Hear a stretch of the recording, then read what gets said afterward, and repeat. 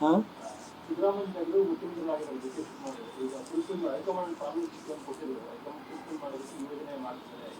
ಅಯ್ಯೋ ಸ್ವಾಮಿ, ನಾನು ಹೇಳಿದೆ ದೇವೇಗೌಡರ ಬಗ್ಗೆ ನಮಗೆ ಭಾಳ ಅಪಾರವಾದ ಗೌರವ ಇದೆ, ಮುಖ್ಯಮಂತ್ರಿಗಳಿಗೆ, ನಮಗೆ ಅಲ್ಲ.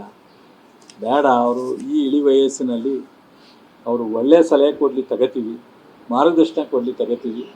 ಈ ಥರದ ಅಶೋಕ್ಗೂ ಎಚ್ ಡಿ ಕುಮಾರಸ್ವಾಮಿಗೂ ಅಸ್ತ್ರ ಆಗೋದು ಬೇಡ ಅಂತೇಳಿ ನಾನು ಅನ್ಕೋತೀನಿ. ಸೊ ಅವ್ರು ಏನಾದ್ರು ಸಲಹೆ ಕೊಡೋದಾದ್ರೆ ಖಂಡಿತ ನಾವು ಆ ಸಲಹೆಯನ್ನು ಭಾಳ ಗಂಭೀರವಾಗಿ ತಗೊಂಡು ಕೆಲಸ ಮಾಡಲಿಕ್ಕೆ ಹಿನ್ನೆಲೆ ಮಾಡ್ತೀವಿ. ಸೊ ನಾವು ಡಿ ಕೆ ಶಿವಕುಮಾರ್ ಅವರು ಯಾವ ರೀತಿ ಈಗ ಒಂದು ತಿಂಗಳಲ್ಲಿ ಮಾಡಿದ್ದಾರೆ ನಿಮಗೂ ಗೊತ್ತಿದೆ, ವಿರೋಧ ಪಕ್ಷದವ್ರಿಗೆ ಗೊತ್ತಿದೆ. ವಿರೋಧ ಪಕ್ಷದವ್ರು ಭಾಳ ಕಡೆ ಚರ್ಚೆ ಮಾಡಿದ್ದಾರೆ, ಅದು ನನ್ನ ಕಿವಿಗೆ ಬಿದ್ದಿದೆ. ಏನೆಲ್ಲ ನಾವೇನೇನೋ ಮಾಡಬೇಕು ಅಂತಿದ್ದೋ ಏನೂ ಸಿಗ್ತಾ ಇಲ್ವಲ್ಲಪ್ಪ ಅಂತ ಒದ್ದಾಡ್ತಿರೋದು ನಮ್ಗೆ ಗೊತ್ತಿದೆ.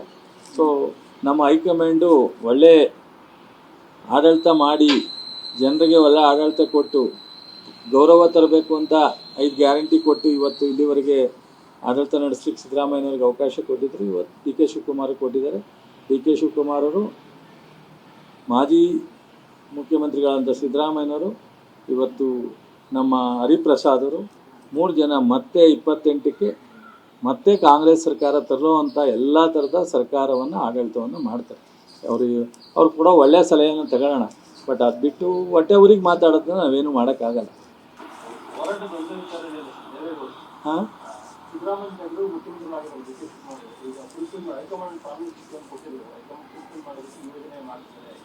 ಅಯ್ಯೋ ಸ್ವಾಮಿ, ನಾನು ಹೇಳಿದೆ ದೇವೇಗೌಡರ ಬಗ್ಗೆ ನಮಗೆ ಭಾಳ ಅಪಾರವಾದ ಗೌರವ ಇದೆ, ಮುಖ್ಯಮಂತ್ರಿಗಳಿಗೆ, ನಮಗೆ ಅಲ್ಲ.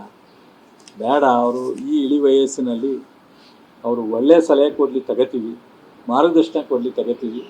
ಈ ಥರದ ಅಶೋಕ್ಗೂ ಎಚ್ ಡಿ ಕುಮಾರಸ್ವಾಮಿಗೂ ಅಸ್ತ್ರ ಆಗೋದು ಬೇಡ ಅಂತೇಳಿ ನಾನು ಅನ್ಕೋತೀನಿ. ಸೊ ಅವ್ರು ಏನಾದ್ರು ಸಲಹೆ ಕೊಡೋದಾದ್ರೆ ಖಂಡಿತ ನಾವು ಆ ಸಲಹೆಯನ್ನು ಭಾಳ ಗಂಭೀರವಾಗಿ ತಗೊಂಡು ಕೆಲಸ ಮಾಡಲಿಕ್ಕೆ ಹಿನ್ನೆಲೆ ಮಾಡ್ತೀವಿ.